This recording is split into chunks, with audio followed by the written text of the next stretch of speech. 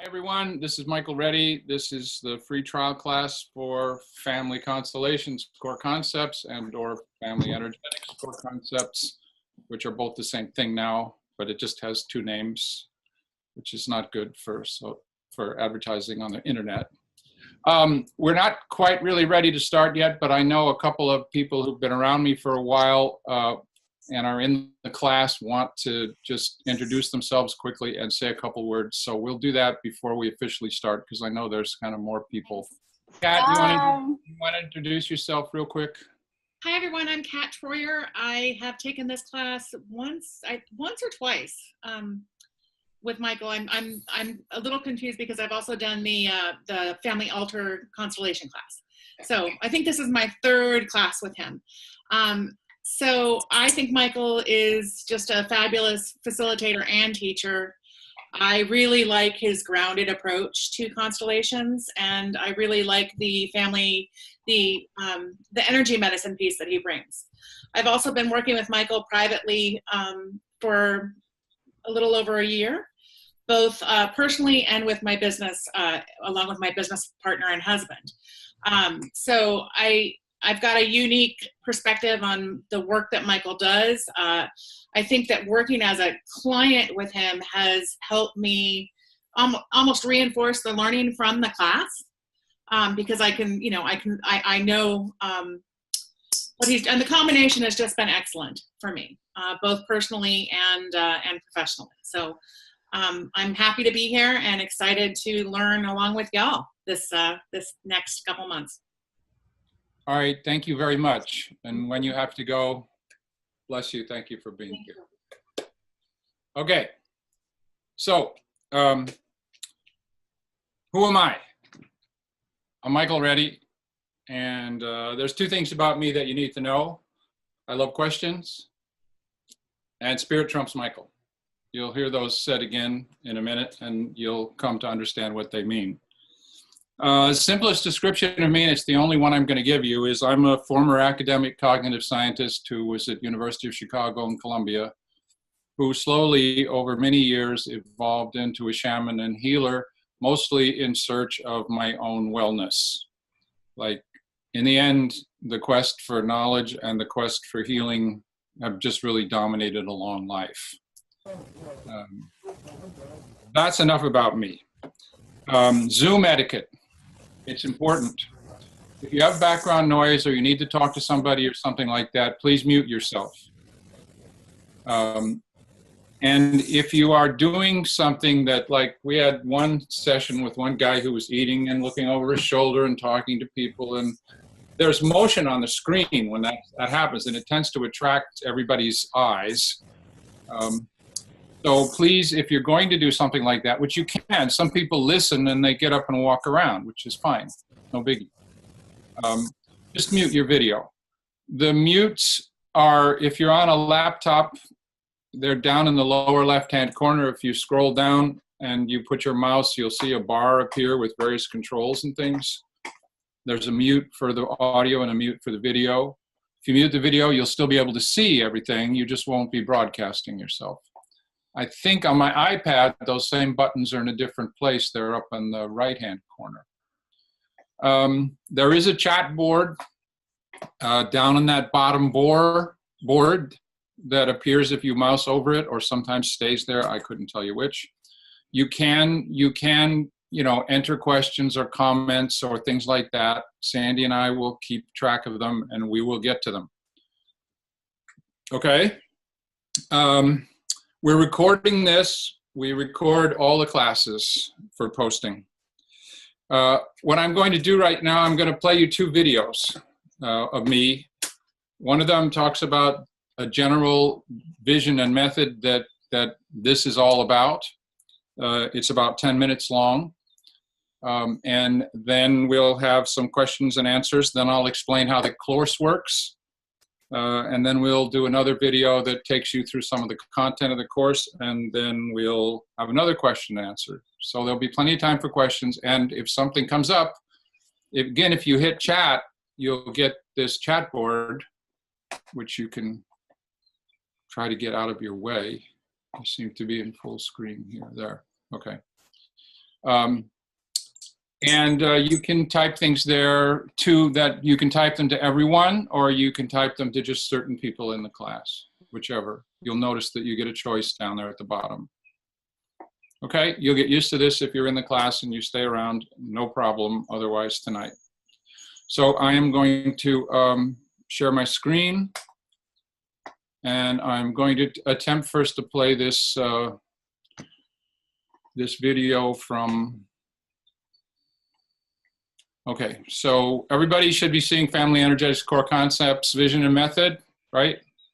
We good with that?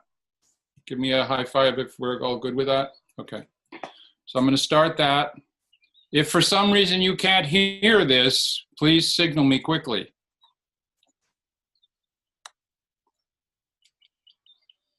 Still good? Still seeing everything? The conference I just went to, the Association for Comprehensive Energy Psychology. The theme was changing the world through personal healing. And I have a bone to pick with that. It's the same thing that bothered me about Lynn McTaggart's book, The Bond, which is all about, you know, bonds between groups of people, because they skip families. We always seem to go from, okay, let's get ourselves personally well, and now we'll go heal the world. And it doesn't work that way.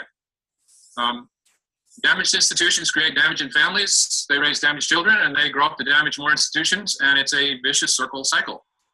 And we cannot ignore the families.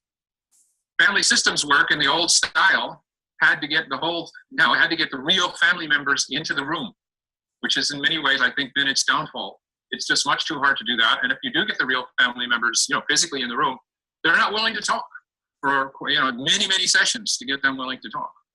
Whereas with a constellation, we can, in some sense, channel the structure of groups, human groups, on pretty much any level, organizations, ancestral families, birth families. And I'm also going to be talking to you about your own inner family, because you are a kind of coalescence or competition of personality parts. You experience them often as just different points of view, sort of in your mind. But they're built on the family template. In fact, everything that goes on in all human groups is in some sense built on a family template. The templates of the main players are what determine what's going on. Anybody who's trained as a business coach will tell you that, and anybody who does organizations will tell you that. So we really have to stop this cascade of trauma. And to do this, we need to see ourselves as social organisms who form, quote, families, unquote, that are embedded in one another on different scales. The book and this course are the only thing that I know of that, you know, give you lists of techniques and likely stages, and in addition to some fairly profound theory or whatever you want to call it. So the big vision is this. We link ourselves into social group intelligences. We have something called the social empathy system. This is hardwired in our neurology. The social empathy system is the first thing that works in a newborn baby, and it's already cranking. It's working. When you smile at a child, that child smiles back because that child has mirror neurons. Doesn't really have an intellectual understanding of what's going on, but we are wired up to hook into one another in social groups, and these social groups, they are largely unconscious. If we look at the level of organizations, ancestral families, birth families, and individuals, what's going on is trauma scales. The word scales means it behaves the same on different levels of size or complexity. Trauma is doing pretty much the same thing on all these levels. It cascades. What that means is damaged institutions create damaged families, which create damaged inner families and individuals who grow up and create more damaged institutions, and it's just a vicious circle, and it's a huge one. When I was first exposed to Mark Willin's training, family constellation training, and we started to see over and over again these horrifying genograms, you know, just filled with trauma of all different kinds. You know, I really had a painful kind of vision that all the chaos in the outer world, all the power struggles, the greed, the weapons manufacturers, our political system, all that chaos is mirrored in the family in terms of these traumas. And the two of them are basically hand in hand supporting one another. Trauma does the same thing on all four scales. It disconnects our subconscious social group intelligence from our rational behavior. We'll be going into all this in great detail. Another way that trauma scales is that in personal, you know, in terms of your inner family, trauma emerges later in individual lives. It's there's a drive for wholeness. In ancestral families, it emerges in later generations. But it's doing the same thing. It's hanging around in the system, and it comes up for healing. And I think we are doing one more here, and then we go back to looking at my face again. The method here really is very simple. I've been 4 years now, I've been about 8 years in family constellation work. It saved my life. You'll see that when you start reading the book. And 4 years now, heavy into energy psychology. So what I'm calling family energetics is like dysfunctions on any level, organizations, ancestral families, birth families, or your inner family of personality parts. They are tangles of confused, competing parts bound together by some shared purpose. They're part of some organism, and they really need to work together. But for various reasons, trauma leaves them disconnected from one another and unable to work together. So if energy psychology techniques work when you just sit down with a person and you start working on personal trauma or whatever, if they work, that's great. But if they don't, or if they're slow, or if the changes don't last, or if you have this strong sense that it involves, ancestors as well as just the individual person, break out the key parts. I mean, that's what a constellation does in the most general sense. It looks for the key players in some kind of dynamic that's blocking the client. The client has some goal, the client has some desired positive change that he or she would like to see happen, which has been difficult to achieve. A constellation sets up, breaks out into people or objects on a tabletop. It breaks out a pattern of ancestors or inner family parts or both. So we set up the goal, we set up what's blocking it. What's blocking it maybe turns out to be mom, and so on. And we arrange these parts in space, and we give them the space so that we can tap on who needs what. I have a client. Just 1 minute, dear. I spent probably about a year with a client. She had a kind of 6-year-old part that was just really badly abused and in freeze mode as far as our sympathetic nervous system. I mean, she was really shut down and in pain. She had a 12, 13-year-old just around puberty that raged, that was violent. And she's a brilliant coach. She's a very accomplished woman. And yet in her private life, she's struggling with these parts. So it doesn't take much to figure out that the 6-year-old, we need to tap on, even though I'm overwhelmed and scared and don't know what to do, I deeply love and fully accept myself. And the 12-year-old, we need to tap on, even though I'm furious and I'm enraged and it comes out sometimes when it's inappropriate and I don't know what to do about it, I deeply love, and they're doing EFT or EMDR or something like this on it. And then what people forget about a lot of the time is that the outside person who's trying to have the life, who's somehow supposed to be the guiding light of this, is struggling with these inner people. Like I've had it, here I am after dinner, I shut down and get really scared, or I get inappropriately angry at some client or some situation. Well, if you see yourself as a single being in that situation, it's not much help. You're basically an entangled, muddled whole that can't get out of its own way. If you break the parts out, then you know that the outer self really needs to tap on, even though these two are causing me trouble, I realize I need to show them some compassion because this is what they experienced, and in some sense it's their heroic perseverance that's responsible for us being here at all. And so I'm going to try for some compassion here, and I deeply love and fully accept myself, tap, tap, tap. So what we're doing really is, this is a very nice way to combine energy psychology and constellations. And not just family constellations, any kind of constellations.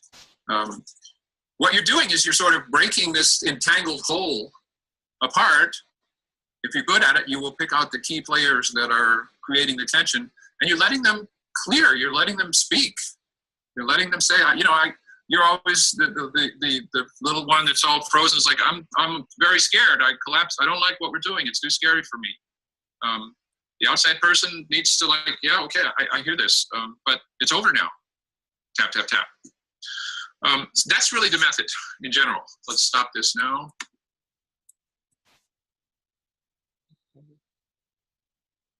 So now we go back to get rid of your screen share, and now we're back here.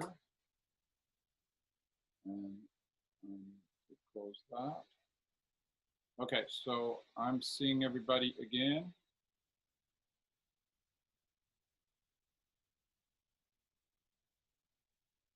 Okay, so you got a question, you got a comment. I love them, I really do. And I beg for them. I mean, I just sit up and beg questions because they always help. And sometimes I don't get them, which is okay. Well, this is Mary Jo, and I'd just like to make a comment. I'm very pleased you're doing this, Michael, because I totally agree with you that focusing on the family at times is a forgotten necessary component to the whole picture, because it's really the family that shapes who we are and who we become. And I'm so pleased that you're adding energy psychology and energy work with it, because that's really the cutting edge of the new way of looking at things. And I'm pleased to see that you're integrating these. And I was thrilled when we met at ASEP to know this part, even though I've seen you there several times before, somehow it didn't register with me the kind of work that you're doing. And so I'm looking forward to hearing about it. Mary Jo, thank you very much. It was important and a pleasure to meet you too. I played that at 1.25. You know, on YouTube, you can go slightly faster. Did that go by too fast, do you think? Saves a little time to go 1.25 normal speed. That was kind of okay, right? You understand that was a big, huge overview. That was the menu, not the meal, all right? So don't anybody be intimidated by all that stuff. So if there's nothing else you want to say right now, then let me describe how this course works. We have 8 sessions after this. You're going to hit the same link. It's the same Zoom link. It's not this Zoom link. When you register, you'll get a different Zoom link. And you'll come into the meeting and you'll be used to this interface. And pretty quickly, you should know the people in the class. So the kind of freeze that everybody feels when they first get on this with strangers will go away.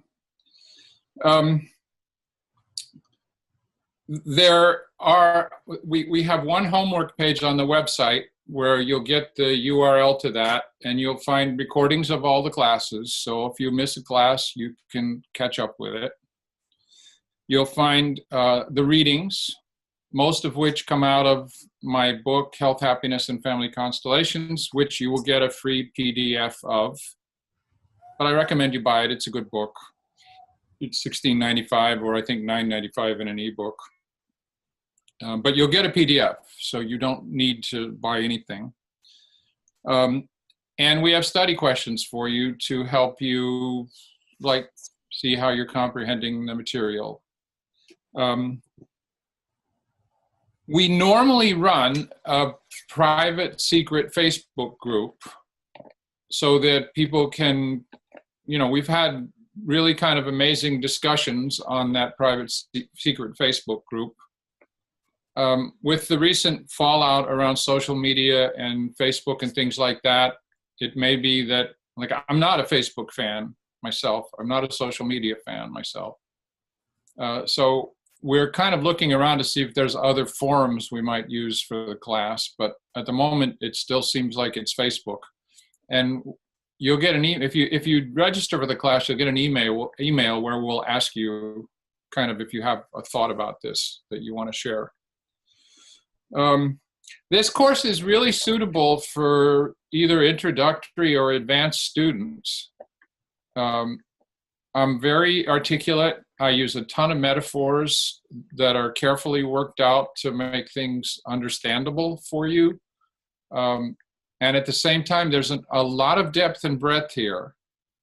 So as you could tell just from a couple people here, they're back 2 and 3 times, and we've gone on to work together in various ways because there's just a lot here. It's both practical. Oh, and I should tell you about me.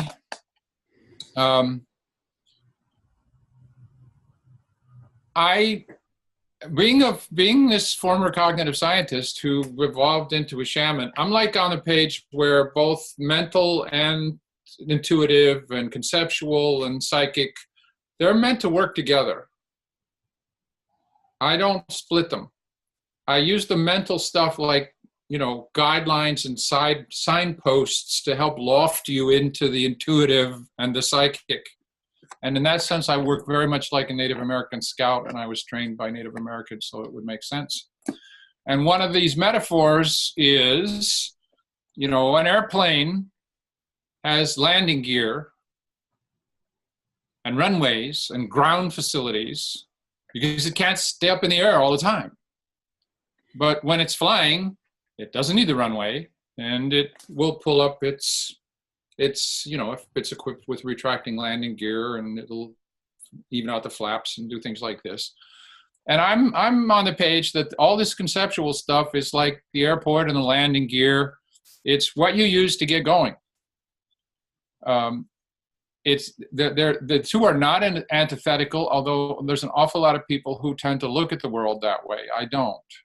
You'll see me trying to cover both sides of this, and succeeding, I think, in covering both sides of this. So this class, I don't care whether this is your first look at this or whether you've done all kinds of work around this kind of stuff, or have your own therapy practice or methods, or you're just coming because you're interested. This course has been and continues to be really valuable for all different kinds of people. All you need to do is be interested, pay attention, and ask your questions. Try to digest and assimilate the material and talk back. Speak. I do like disagreements. I really do. No, because usually they're a matter of nuance, and it's rare that we have to agree to really disagree. It's very rare. Most of the time, it's that any statement you make can be nuanced in such a way that it starts to sound like it's opposite at times. Okay, so to those of you who are not registered, you can register for this course. All you do is you go to readyworks.com, which is readyworks.com, put / and then write FAM, F-A-M, con, C-O-N, online. That'll get you there. There is a completely recorded version of this course, which you can do at your own speed, that doesn't involve getting online with people, doesn't involve a Facebook group. And one of the main differences, you don't get a demo constellation. So if you're in the live group, we know each other, we take a kind of vow of confidentiality, and I think it's class number 6 or something. We do a constellation online with someone who volunteers. And so you miss that because we can't take that and put it into a pre-recorded version that goes out, we don't necessarily know where. We ask you to please respect the fact that we need to make a living, and don't share these URLs. There's no security. I mean, you could share the URLs and give the whole thing away. Please don't.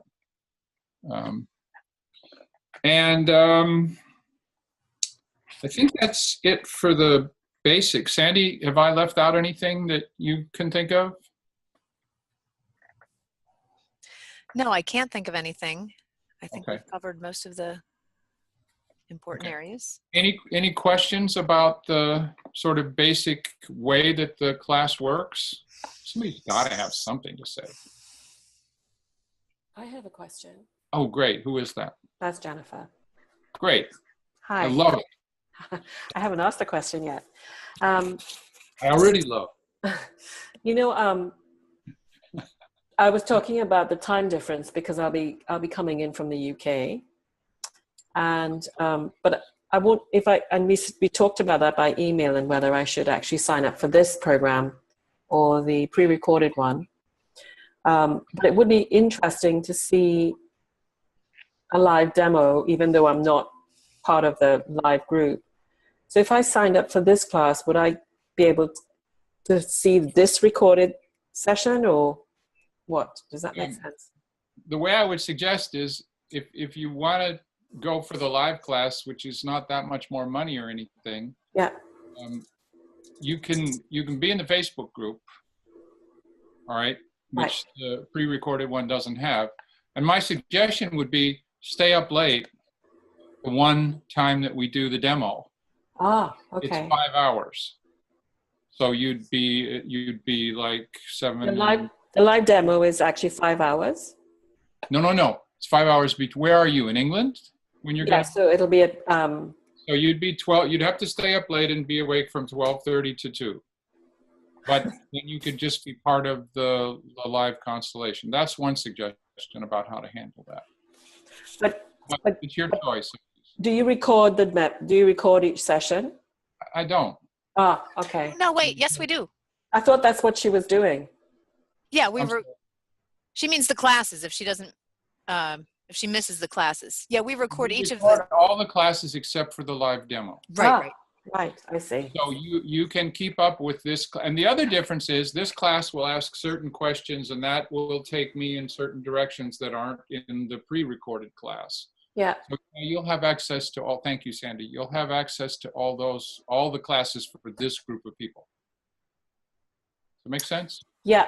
Yeah. I mean, I don't know if I'll be able to, but what you're saying is that if I don't stay up for the live demo, then that's not recorded and I'll miss that session.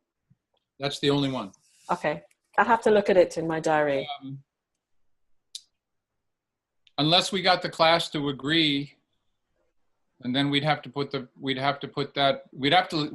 ask, it would depend on whether or not the person who volunteered was willing to have it recorded and post it on Facebook privately so that nobody could see it except you. Actually, no, we wouldn't put it on Facebook. I'd put it on Dropbox and send you the link. Yeah. So that's a possibility, but that would depend entirely on the person who offers to, have the work done. Sure, no, I understand that. So are the recordings then put into Facebook as opposed to somewhere else? They're on Facebook, but they're all accessible from this one page on my website. Ah, okay. But they're not searchable on Facebook. Oh, You can't okay. find them. Nobody can find them by looking on Facebook under their titles or my name or anything like that. Oh, okay. Okay. Yes, no, that's helpful. Thank you. You're welcome. Thank you. That's a question, man. I do love them. How are we doing? Making sense so far? That's another thing you'll hear me doing a lot. Like, how we do? I do that with clients a lot too. It's part of trying to stay tuned in. Mm-hmm. So I see a person here who is listed on their screen as vampire. And I don't know that that person realizes she's listed. Do you know that you're listed as vampire? You'd have to unmute yourself to answer me. Yes, you know me. Virginia. From Phoenixville. Oh, hi. Hi.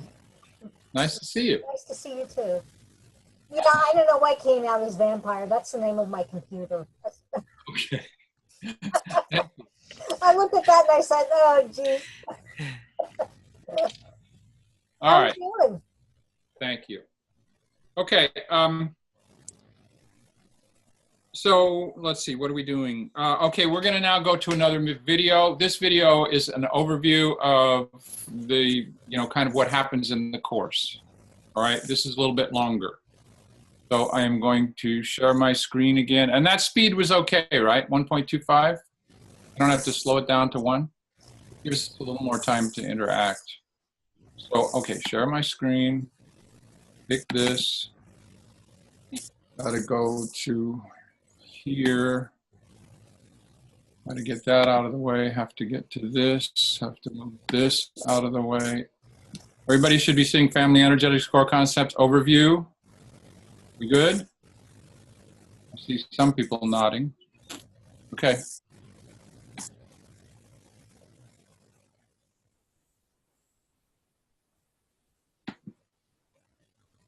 Okay, you should have. If we look at the book, which is here, which again you get a PDF of, and or you can buy it on my website is the best place, or Amazon, or Barnes & Noble.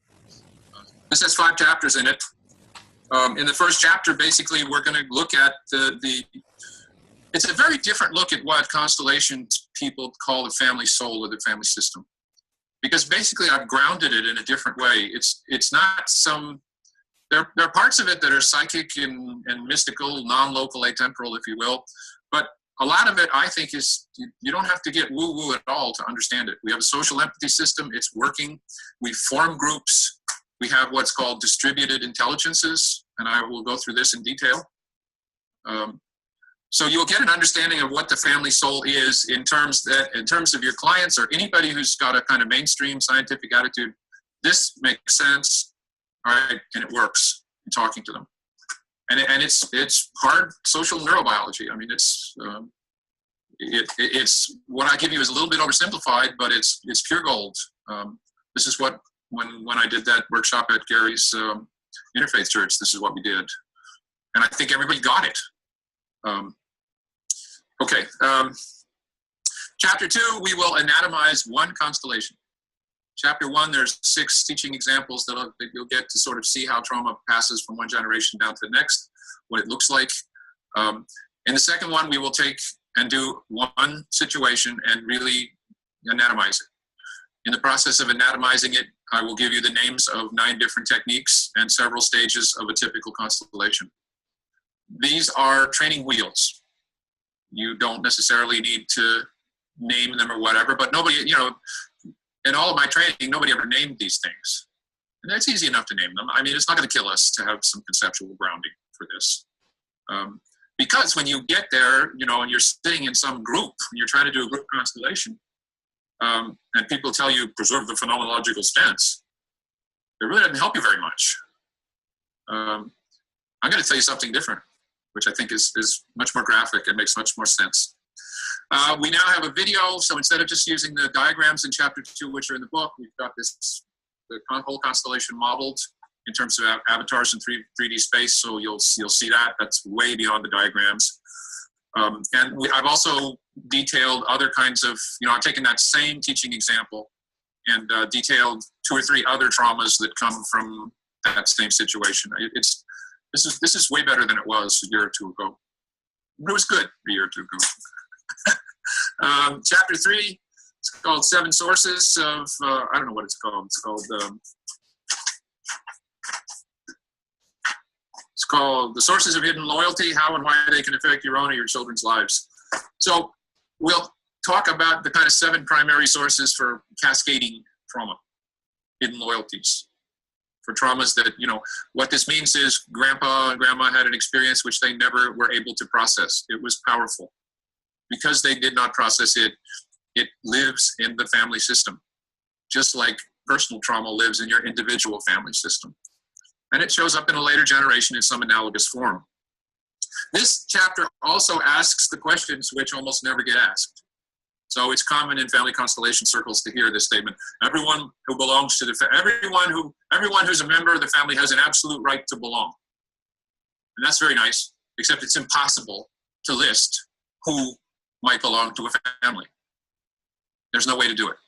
I mean, I've tried, and I'm as reductionist as you can get, and you can't do it. You come back to this statement that anything that anybody who powerfully affects the fate of members of that family tends to become a family member, and therefore has these, rights to belong, if you want to call them that. I'm not sure these are the best words, but. And the other big question is, well, how serious does the trauma have to be in order to be big enough to cascade downstream through generations? You come back to the same kind of thing. There's no hard and fast answer that you can't draw a line. If you are psychologically inclined, which a number of you are, you know that one person's experience is the same experience is traumatic for one person and not at all traumatic for another person. Trauma is overwhelmed to a nervous system. It cranks up the sympathetic nervous system, shuts down the parasympathetic, and it does things. It leaves these traces. So how big does it have to be to, cause something later on? And the answer is, it has to be sort of serious enough to affect the fate of the family in such a way that it's serious enough. And there's kind of no other way to do it. We learn this by looking back. And the only way we know that constellations make any sense is if they work, right? And so many of them have worked so well that even though we don't have like laboratory quality evidence, though I'm starting to work with some people on that, it's too powerful to ignore. I mean, you know, we use quantum theory and we still don't understand how that works really. That blows the normal minds of people completely. So that's chapter 3. Chapter 4 is a whole big fun thing called home altar constellations. Home altar constellations are tabletop constellations. You can break out the parts of a human group of a system, your inner family, your birth family, ancestral family, some organization. You can do that in terms of people in a workshop. So the people, you know, would you be my father? And someone's standing out there to represent dad. Someone's over here representing the goal. Those people become the system. They feel into it. They're given certain instructions, which I will tell you about in detail. But you can also do this with what we call object persons. Object persons because I come from a shamanic perspective and the world is alive and conscious, and these aren't just dumb rocks. They aren't just things. The English language is terrible in a way because there's no way to talk about, you know, outside of us is it. It's not an it. It's not a him or a her or an it. We don't have words for this. But we can do, and let me show you very quickly here. We're going to slides. Yes, we are going back to the screen share. So far I'm managing, here it is, boom. We go back to the screen share and we slide down one. Here is a simple tabletop constellation. And this is a real one. This is a lady, a young woman who does not feel safe in the world at all and wants to feel safe. Her goal is safety. I asked her to intuitively, without thinking about it too much, pick something to represent mom, something to represent dad, something to represent herself, and something to represent safety. And this is what came out. First shot out of the bag. Now, do those symbols speak to you? I mean, do we have a big question in our mind why this person might not be feeling safe in the world? Mom is this big, large, feminine symbol, right? Safety is a little baby slipper. Our client, a female, is also a container, but she's, you know, she's been squared off, right? She's rectangular. So if you took a bowl and you sliced the sides, you'd get her. And right there in the middle is this great big kitchen knife, which is dad, with the sharp edge pointed towards her and standing right between mom and the client. And kind of threatening the direction from the client to safety. Now these are just symbols, and instead of saying to you, preserve the phenomenological stance, I'm going to say to you, pick up these symbols like blossoms, just look at them, pick them up, put them in a basket, don't make too many bouquets right at first. You'll see this. So the home altar stuff is basically, I came out of shamanism. We used altars all the time. So early on, I was doing weekly work with some clients, and I said, well, why don't you set up a constellation, get a place in your house, set up a constellation, and go and visit it a couple times a day. So a home altar constellation is a tabletop constellation, typically done with ordinary household objects, which are full of symbolism. And it happens in visits. It happens over time. There's tremendous advantages to it happening over time. Because you go and you spend a little quality time with it, a little meditative time with it, and then you go away and you go about your business, or you go to sleep, and your subconscious goes to work on it. Believe me, that's very powerful. Guess what? If you facilitated group constellations, guess what you don't have now? You have no time pressure. If you're doing it on your own, which the home altar class will take you through, everybody in the home altar class, which follows this class, does their own home altar constellation. Those who want send in pictures, and we all help. We all look at, you know, a constellation every class and work with the person. But there's no time pressure. There's no client pressure, and you've got this whole rich array of symbolism. If you use little figurines here, you would not be seeing what you're seeing here. The figurines that I started out doing constellations with, or the footprints, or the pieces of paper that are commonly used, they don't have this kind of symbolism. And believe me, if you know, once you sort of get your client into the fact that she or he is not supposed to be using her mind, you know, we'll use our minds later. If our minds knew the answer, we wouldn't be doing this. So this is just much richer. I never went back after this. I still have the figurines. They sit on one of my chest of drawers, but I never use them. Because this stuff speaks volumes right away. Okay, so that's chapter 4, and then chapter 4, the home altar chapter. Basically, we follow this class up starting September 28th with a 7-week home altar. It's really a practicum. Everybody who wants to sets up their own constellations, sends the pictures into Facebook, and we all help. We all look at them. We all help process them. It's really a very powerful experience for people. And frankly, if you've been trained in group constellations, I really recommend this because it's going to take certain kinds of pressures off of you, and you're going to have a chance to develop. When I first started and I went straight into workshops, constellations, it was very scary because you're sitting there and you've got all these people, they've paid you some money. You really don't know exactly what's going on with all these people out there, but you feel compelled to somehow do something. And those pressures really get in the way of developing your sense of the field. Because in a group constellation, you really have to sit quietly and wait for it to emerge and be in that state of, I have no idea what's going on here, and be comfortable with it.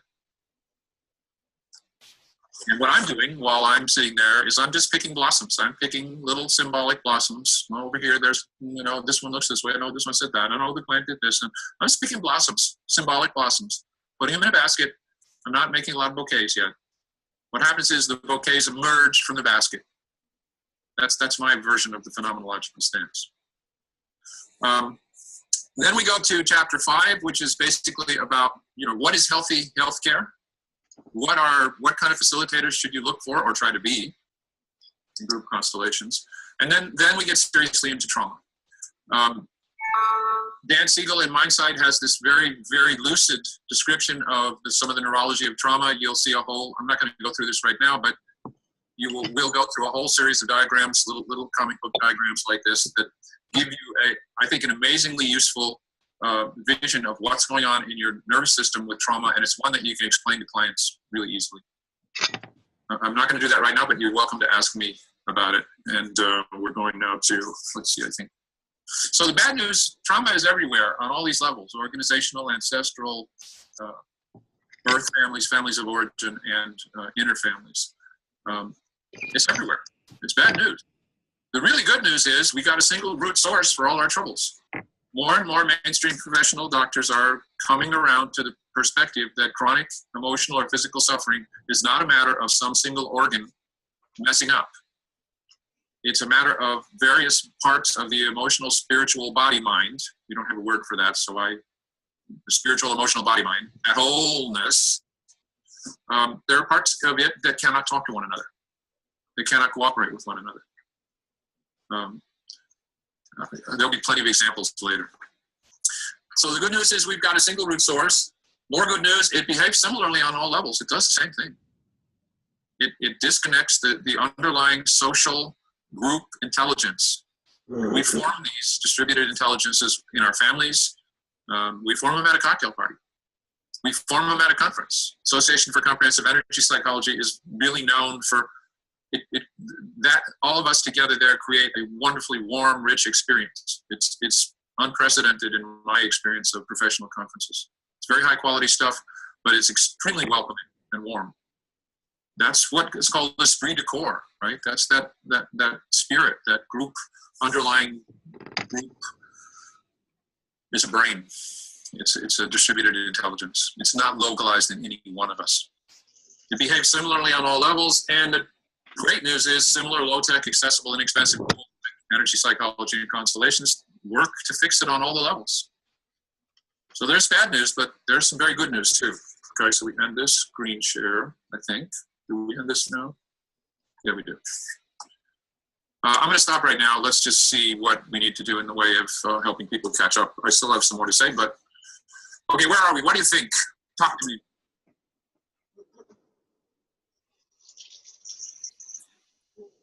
Well, I just want to apologize for my internet went down for 2 minutes, so I'm a bit in the middle. But you're forgiven. No questions? We need to raise something. Raise your hand if somebody's talking, and otherwise, if nobody's talking, just talk. Go ahead, Karen. I was just going to say thank you. It looks comprehensive and very applicable and educative. My question is, to what extent does the course actually support us as practitioners, not just as understanding, appreciation, etc. Um, The application. I hear the altar stuff, Will. yeah, And I'm wondering otherwise. I anatomized the constellation for you in chapter 2 in terms of the various stages, what you need to be trying to do during those various stages, what techniques you can apply when and why and how. This is very, very down to earth and practical. And then the thing is, we take those exact same guidelines and we flip over to the private constellation, the tabletop, the home altar, and we alter those guidelines a little bit. It's the same stuff. Same exact stuff. Same kind of stages, same 8 or 9 techniques now that we're applying them a little differently, but same stuff. I started out as a cognitive scientist, and the game that we played was how do we create algorithms? How do we create, how does the brain understand a metaphor? We weren't talking about neurology. We were building more like computer models, and the computer models were pretty damn crude. So the game that I've played all through my life is to figure out kind of what the underlying pattern is and what people are doing, and then make it explicit. So the 9 techniques in chapter 2 and in chapter 4, basically they're all the things I saw my teachers doing, but my teachers never named them. They never gave me a list of them. It's not their thing. That's my thing. You know what I mean? That's the way I work. So I believe you'll find that this is very powerful practical training. And again, I'm of the opinion, I haven't sold it to the rest of the Constellation community yet, but I'm of the opinion that really, in addition to the group trainings that people take, they really ought to do the home altar work. It really frees you from handling a group at the beginning is just too much. Not only are you not told the techniques, all right, you're just so much of the experiential training is just like you watch a constellation, somebody does it, then you have like this little discussion afterwards about this and that and the other things. Nobody's pointing out I did this because, or so on and so forth. So I think you'll find it's very practical, super practical. Thanks. And if you want to make a bet, we can make a bet. Let's see, where are you? What country are you in? Australia. Well, so we'd have to do a currency. So I can't bet you $10 easily, but I think you'll find it's very practical. Thank you. Who else? Talk to me. Lizzie has a question. Well, actually, it was more a reflection for We'll reflect. in addition to what Michael just responded to, Karim. I mean, for me, it's kind of what I said at the beginning. Having been exposed to constellations for 11 years, and done the normal kind of training, I intuitively knew how to do constellations, but I didn't actually realize what I was doing until I did Michael's course. And so now when it just allowed me to drop so much more easily, to really be so okay with sitting with the unknown, because I knew that if there was nothing arising, I could just go to my little internal list, indoctrinated with Michael's classes and the books, so easy to follow, and just go, okay, well, if nothing's arising, let's try this. Yeah. Let's just see, how about if we do this? How about how's it? And it just allowed me to know that although I like to think that my intuition of picking up the field is what's primarily there in place, I had backup inside my cognitive. That if nothing was arising, that this, you could try this, you could try this, there was just all this stuff that before I mean, it was amazing doing the course that I realized how much I knew that I just didn't realize that I was doing. But it just really did for me give me a very, very practical framework. And the metaphors just helped. Anyway, I just wanted to say it. Thank you.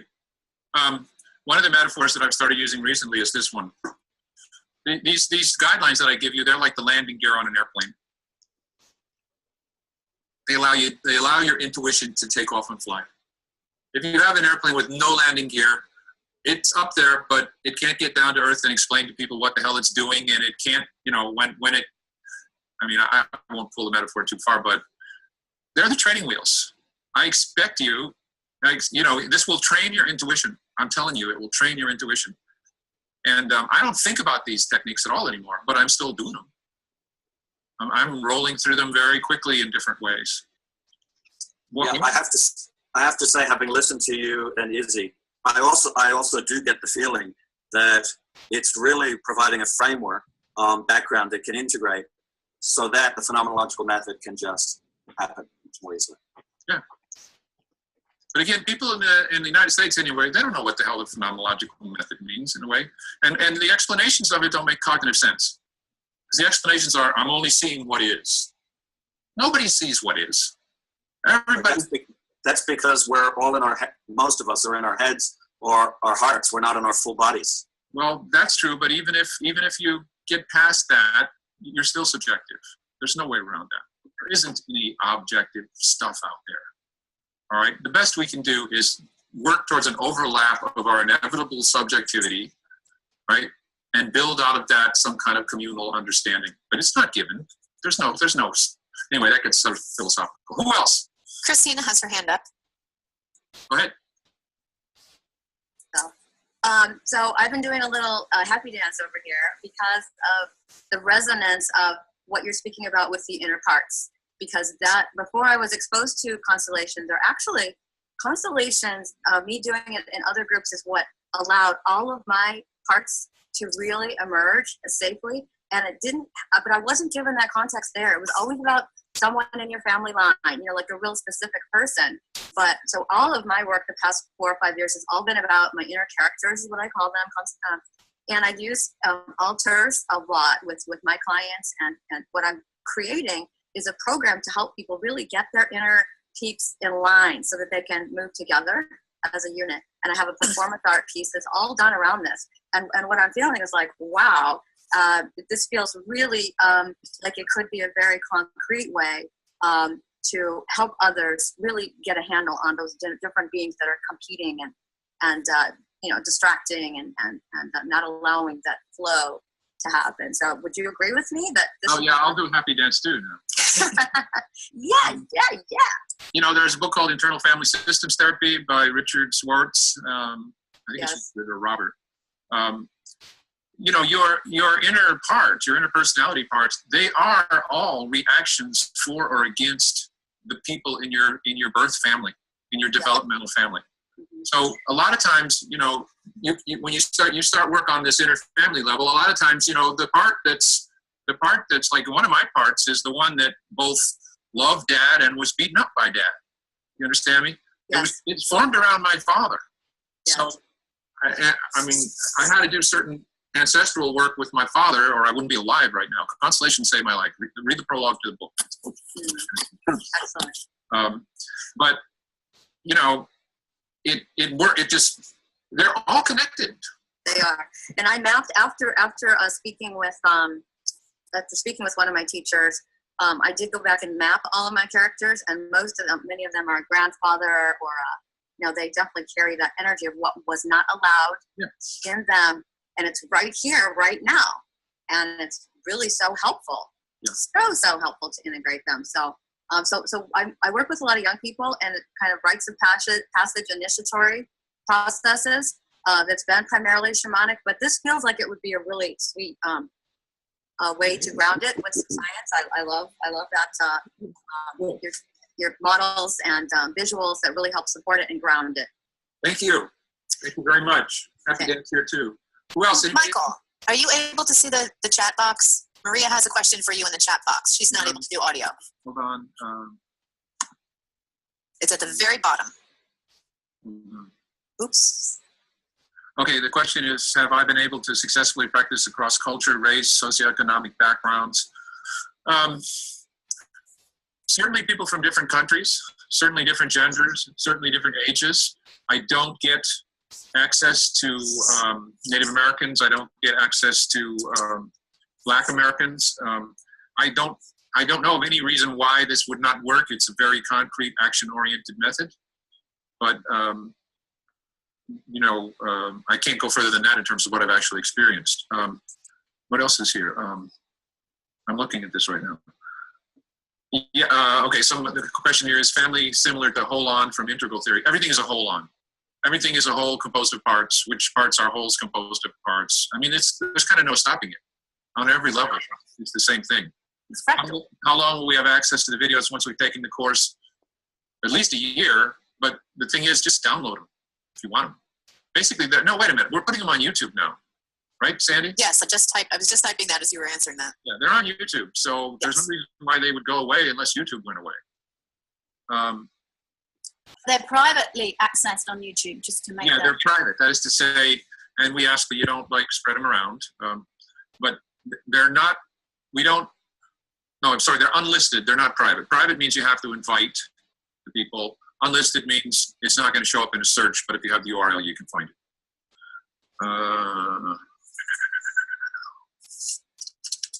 Okay. So we went up to chapter. I'm going to go on for another minute. When we get to chapter 5, basically is trauma. The kinds, how it works, bonding, resonance. And again, I'm coming from a very systems theoretic, ethno-biological perspective here. It's not woo-woo.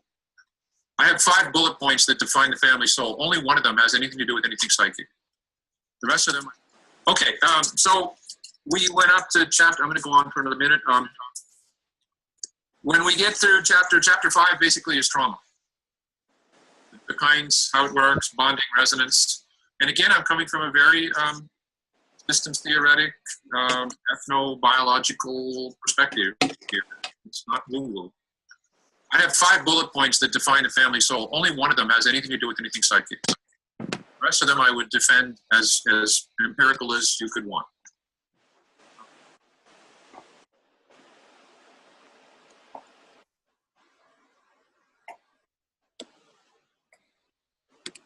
Okay.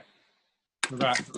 So I don't really talk there about the last 2 classes. The last 2 classes, we really get into how energy psychology feeds into this. And that's a matter of pretty much what I said in that initial slide. If you're, well, let me not go too far with that. There's certain ways in which you can take tools like EFT and EMDR, and you can use them in the framework of breaking out the parts of a human system without interfering with whatever drama you've set up in that human system. And that involves defining what I mean by bulky constellations and bulky EP and slim. EP means energy psychology. So there's a lot of practical guidelines there. The couple of you that were in the full day training at the end of ASEP already know something about that. But that's gone further than what's in the book, and we cover that in these classes. So again, I want to ask you at this point if you have comments or questions about anything you've heard. And I'm always asking that question about question. I hear something from somebody who's kind of muted.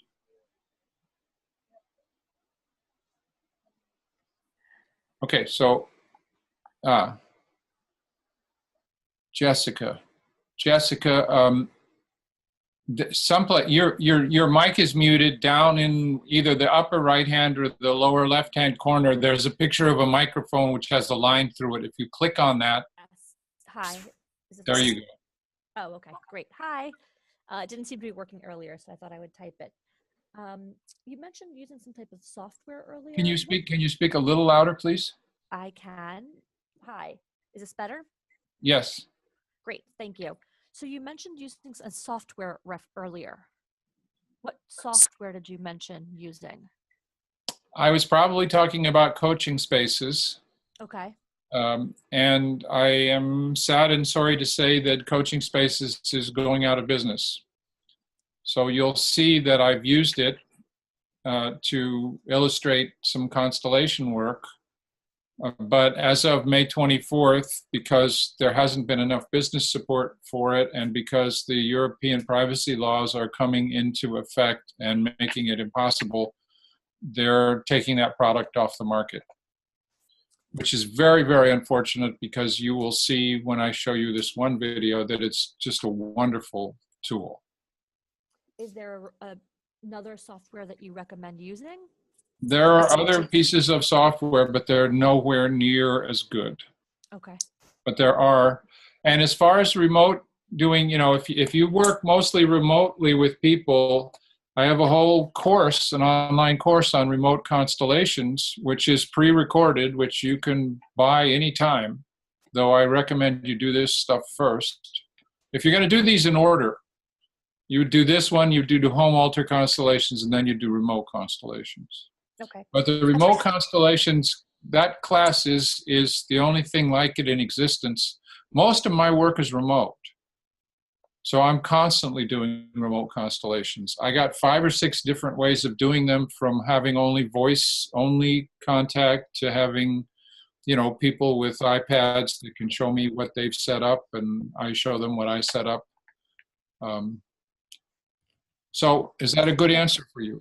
Thank you. Yeah, that's very helpful. My other question was, how about applying this to organizations and doing organizational and business constellations? Do you have skills in that area? Yes, I have experience in the business world, and I have a foundation in personal constellations, family constellations. Yeah, then you can do this. Okay. And do you address this in the course at all? If you're there and you're there and I know you're there, I'll address it. Great. Okay. Does that make sense? Absolutely. Yes. Thank you. Because I mean, these methods work. They'll work on the organizational level. They'll work on the archetypal, you know, ethnic, racial level. People do constellations around what's happening on the planet. They'll work on the inter-family level. They'll work on any of those scales. But you need to have the skills to work on those scales. So a person who knows nothing about how businesses work and the ins and outs of what goes on in businesses is not somebody that ought to be trying to do business constellations. Yes, agreed. Thank you. That's helpful. Does that make sense? Yes, thank you. Okay. Who else has a thought? Michael. Hi, yes, Michael. go ahead. This is Anne. I have a question.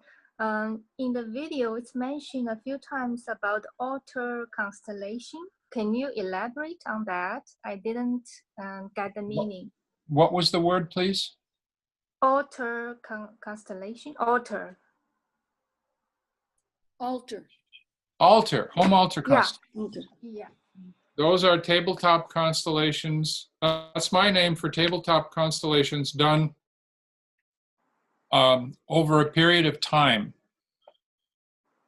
So that means you by yourself working on your own issues or with some client would, either yourself or the client would create an altar, and I'll explain what that requires. We get guidelines for everything, folks.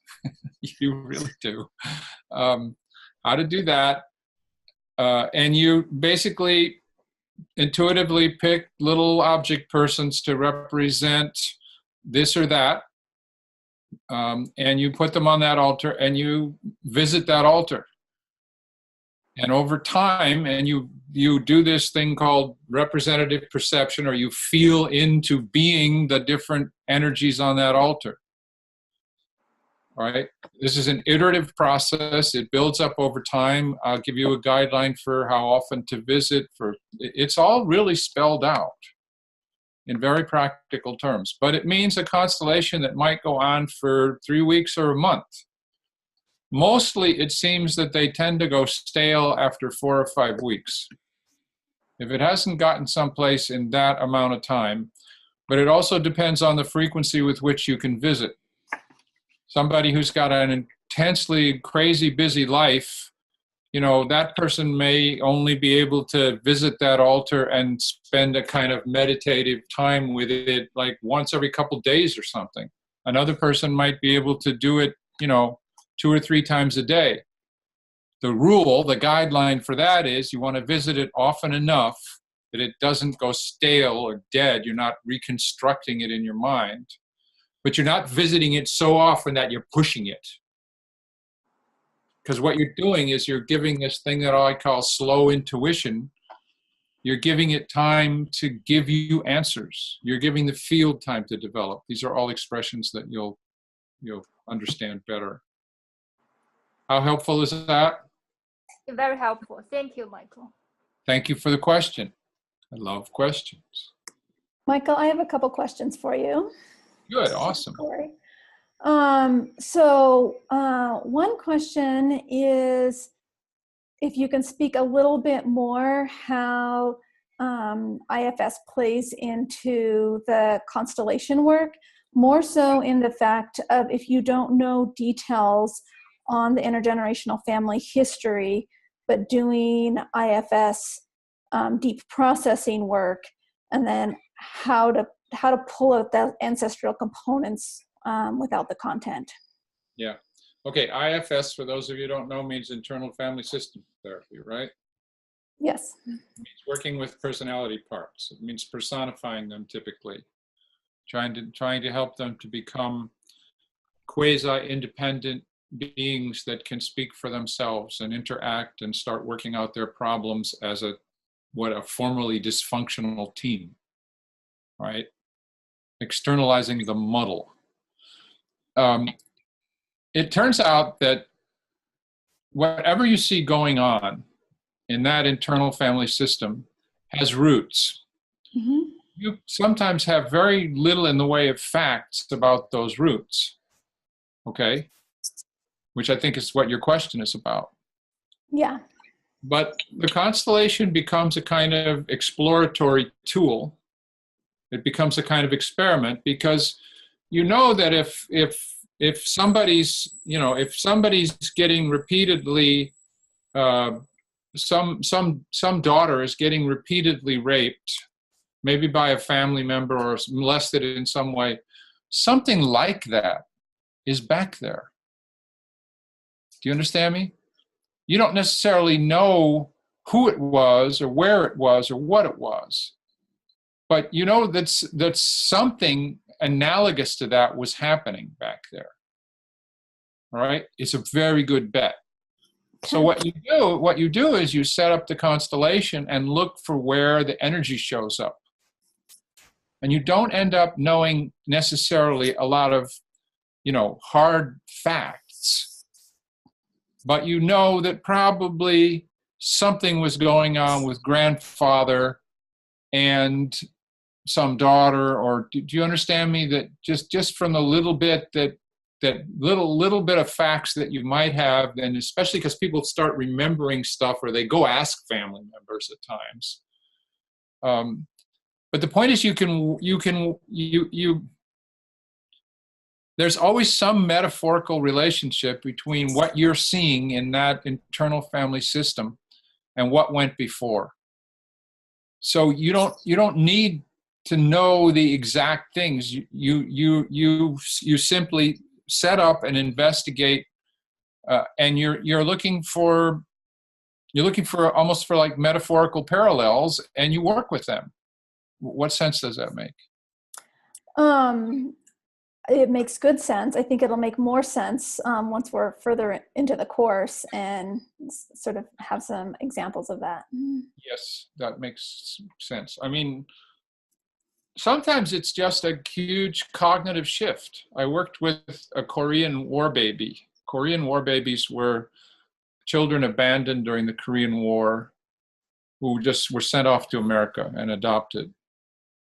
And I worked with this very precocious and dynamic young woman who the only fact that she knew about her life in Korea was that her parents abandoned her in a trash can next to the police station.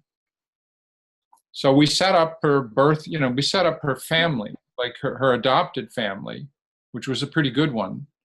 And we set up her birth mom and her birth dad. And in both of us taking turns and feeling into the energies, this pretending to be. Mm-hmm. You understand me? Yeah. This we call it feeling into. It's essentially a kind of channeling. Mm-hmm.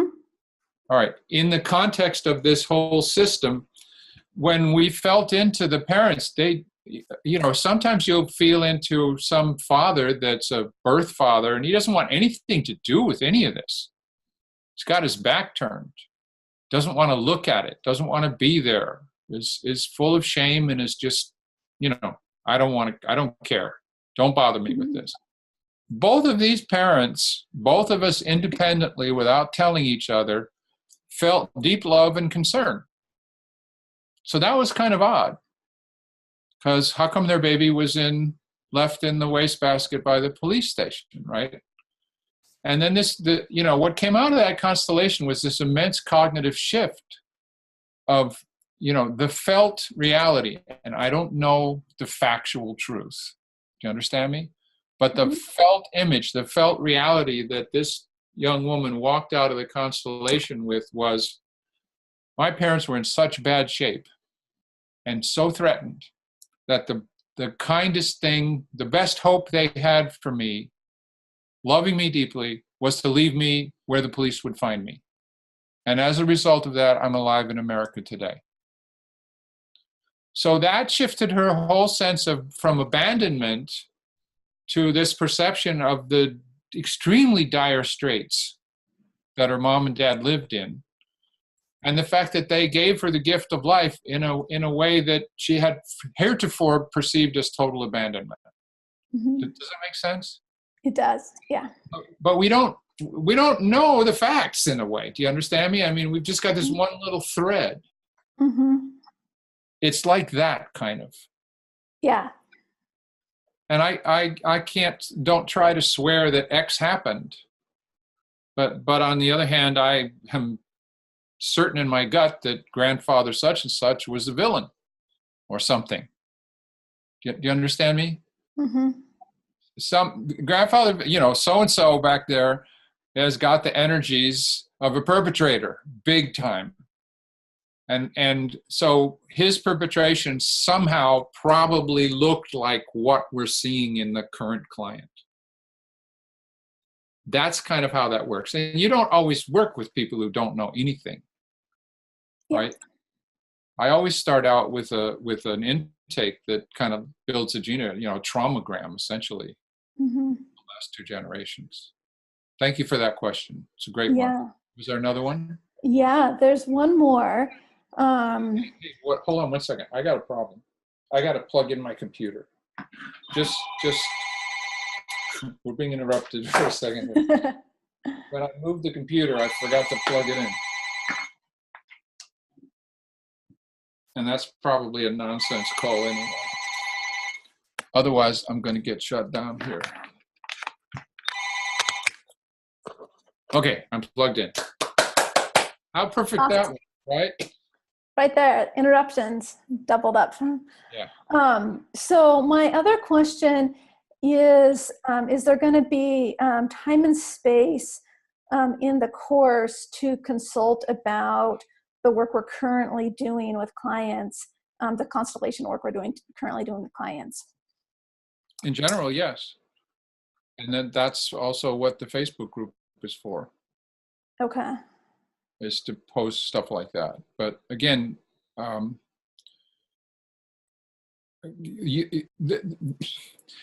way I'm going to do this is I'm going to play you these video lectures so that things don't get, I don't get too far afield, that I get the basics covered, right? Because I've given this is my 8th or 9th time giving this course. So those lectures are pretty on target. And then it's up to you to lead me where you want to go. All you got to do is interact. You'll find me I think you're finding that right now. I'll go wherever you want to go with it. Okay. So the time is there, and then basically I'm pretty available. This is not going to be a big class. All right. Great. Yeah. I've already been doing, so I was trained in constellations work, I think back in 2008, but hadn't touched it again until the all-day ASAP training recently. And I think I've done 4 constellations with clients since then. And so I'm sort of just diving right in and finding my way through it. But there's, of course, lots of questions in the process. Who trained you? Who'd you work with? This was back, this is Dewey Freeman in the Gestalt style. Okay. At Naropa. Okay. Yeah. Thank you. Yeah. Anybody else?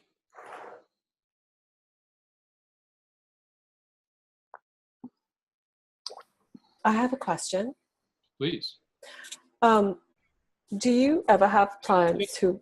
Oh, there you are. Okay. Yeah, sorry. I can't tell who it is. So. It's Jennifer. Hi. Do you ever have to work with clients who are very concrete and therefore then struggle to either connect with what they're feeling or don't quite believe some of this stuff because it feels not concrete enough? I do. Okay, so that's good because like Corey was asking, it would be good to be able to ask questions on how to facilitate the work with clients, a couple of clients who have got like that. I mean, I've got a client right now who's like so disconnected from his body that it's a struggle. Mm. And I mean, somatic experiencing, as you probably know, is this couple years of just getting someone to connect with their body. I don't take insurance, and I'm much more solution oriented, so I don't do that kind of work, but because it's very slow. It's very thorough and deep, but it's slow. But I'm very body centric. Trauma exists. Trauma is not in your brain. It's not in your body. It's in the resonance between your brain and your body. They're both there, and they're both responding to one another. So trauma is held in the body in a sense, in terms of disconnects or various things that don't know, that got shut off by fight, flight, freeze. Sure. And never got connected again. Mm-hmm. Because to connect them, one would have to feel the feelings of overwhelm that we, of course, don't want to feel. And so much of what good therapy is trying to do is help people feel just enough of those that they can integrate in a situation where they're safe and feel supported. And the big cool thing about energy psychology from my perspective is that it keeps your nervous system calm. That it calms your nervous system while you re-feel certain things at a level that you can deal with without flooding. Good question. I kind of know that because I'm a body psychotherapist, but it was more about maybe some of these clients they may be perhaps be on spectrum. Yep. And so emotions are difficult for them to name and things like that. And I was just wondering if you'd worked with people like that and were able to facilitate them and help them feel into the field, as you put it. I have, and the results vary. Okay. I have a client on the spectrum right now. Gabor Mate, you look up Gabor Mate, M-A-T-E, on the web, or he's got a book on ADD. I think he's really, his stuff is fabulous for understanding what's going on. It's M-A-T? His name is, yes, M-A-T-E. M-A-T-E, okay. G-B-O-R-M-A-T-E, Gabor Mate. Physician who now, he's a recovering mainstream physician, so to speak. Oh, right, okay. But his videos are very good.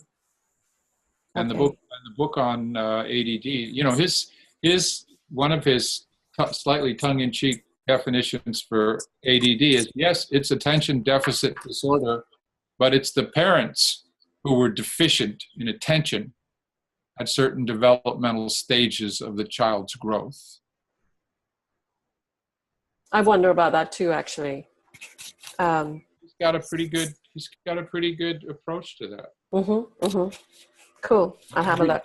Just really quickly, there's the terrible twos, which are the brain is busy exploring the hell out of everything, so to speak, right? And that with a supportive attachment, that phase is supposed to come, tone down, and executive function is supposed to start to grow. Yep. When attachment is, when authenticity, is compromised by the need for attachment that isn't there, then that executive function doesn't grow the same way. It can be grown, he believes, and I believe, it can be grown later in life. but it's basically a developmental stage that got skipped, and it was skipped because the attention of the parents, the caregivers, was not there. Was not sufficient. Yeah. To help the child move out of that vastly exploratory stage into something that could manage all that stuff. Okay. And I think that's a good, that makes sense to me, and it seems to work pretty well. Mm. So we're coming kind of near the end. Anybody else that we haven't heard from? We were gonna, I know, why don't we just, we started late, so let me hang on for another few minutes. I know that some of you are in the course already. So Corey, do you just want to, introduce yourself. Who's in the course already? Who's signed up already? Yeah, am I pronouncing it right, Akiho? Yes, it's Akiho. Okay. And Corey? Yep. Anyone else already signed up? All right, well, you two at least introduce yourselves because you're definites. We hope some of these other people will be back, but we don't know. Yes. Oh, go ahead. Well, I'm Akiho, and I'm a psychologist in Orlando, and I met Michael at ASEP last week for the full day training, and I really enjoyed the course, so I wanted to take this online course so I can take it even deeper. And I remember meeting you, Corey, at the. Hi, Akiho. Hi. And what kind of clients do you deal with? I work with a lot of young adults with like developmental trauma, so like childhood emotional neglect. Yeah. Okay. All right. Thank you. Welcome. I'm excited to be here. Yeah, me too. Corey? Yeah, so my name's Corey. I live in Denver. I am a holistic psychotherapist. I do a lot of really deep trauma work, as well as grief and loss and relationship wounds and addictions. And I use an integrative wellness focus, pulling in the microbiome and all sorts of energy psychology things, and yoga. I love the microbiome thing. I think that's, I think that's just totally cool. There's more of them in us than there is us in us. Mm-hmm. Yeah, I was having a conversation with someone earlier today about bringing consciousness to the microbiome in some other biological detox work with saunas and salt rooms and infrared and all sorts of stuff. Cool. Anybody else think they're going to sign up for the course? You want to introduce yourself? Jennifer? Unmute yourself. There you go. Thank you. I'll sign up later if that's okay. No, you don't have to be right this second. No, it's just I wasn't sure whether to sign up for this one or the other one, which is the pre-recorded one. So I live in the UK, and I am a sensory motor psychotherapist, which is a body psychotherapist, as well as an attachment-based psychoanalytic psychotherapist. And then I use energy work as a sort of adjunct to some of the work that I do. And I work with adults who come to me because they have attachment issues and a lot of developmental trauma, actually. So that's what I do. Okay. Where in the UK do you live? I live in Harpenden, which is in Hertfordshire, which is a home county north of London. Okay. Thank you. Very nice to meet you. Yes, thanks. Anne has her hand up. She's also in the class. Okay. Hi, yeah, I'm Anne. I signed up already. I'm based in Toronto, Canada. I met Michael as his client. So it's very interesting. I kind of personally experienced the family constellation firsthand. So I want to explore more. Yeah, my background is right now I'm working as a employment counselor, but I've always kind of wanted to be a psychologist or whatever. So it's really good to be able to take this course with all of you. Great. Thank you, Anne. Thank you. Okay, I think unless anybody else has anything to say, that kind of wraps it up here. I have one sort of tangentially related comment. Someone was asking about software earlier, and I was remembering back to a play therapy conference I went to where I actually got to play with this software called Virtual Sand Tray. That you use on ideally on a big iPad, and it's really a big iPad. It's called Virtual Sand Tray. I just was looking it up on the App Store. And it's got all sorts of cool 3D features with it. Cool. Thank you.